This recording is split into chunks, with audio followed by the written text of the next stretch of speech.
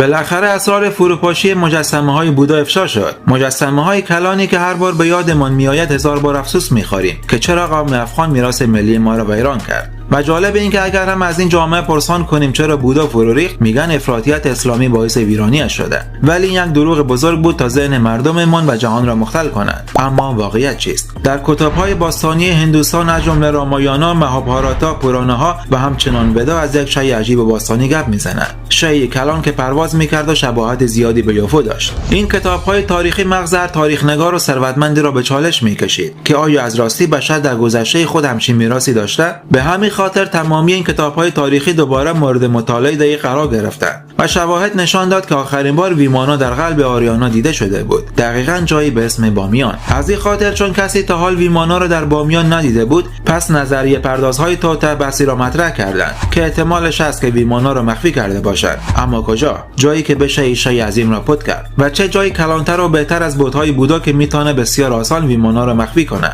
به همین خاطر به کمک قوم افغان به سراغ بت‌های بودا رفتند تا بلکه با ویران کردن این بت‌های عظیم به این راز تاریخی پی ببرند و ویمانا را پیدا کنند تا به گذشته و آینده سفر کنند. و این بود راز نگفته از مجسمه‌های بودا، رازی که سالها مخفی ماند تا کسی از وجود ویمانا خبر نشه. حال اگر واقعیت را فهمیدی، لایک کن.